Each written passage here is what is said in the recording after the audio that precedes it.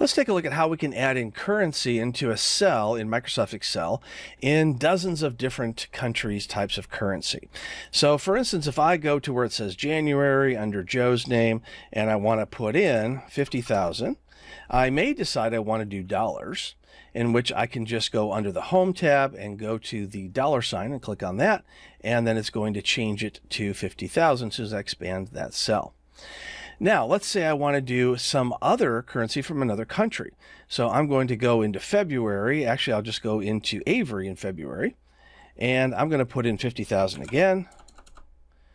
And this time, I'm going to go and hit the drop down.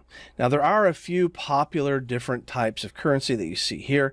But if I click on More Accounting Formats, and then I go to where it says Currency, then I can go to where it says Symbol. Now look at that. I've got over 100 different types of money that I can put in here. So I'll just go ahead and put in the Basque symbol for money. There we go. So we can do that with any one of those other ones as well. So I'll go back here just so you can see an idea of all the different types of currency that you can use.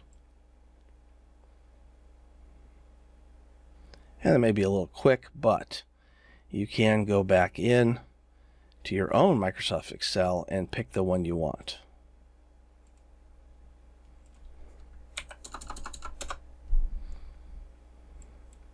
So that is how you format a cell with international currency in Microsoft Excel.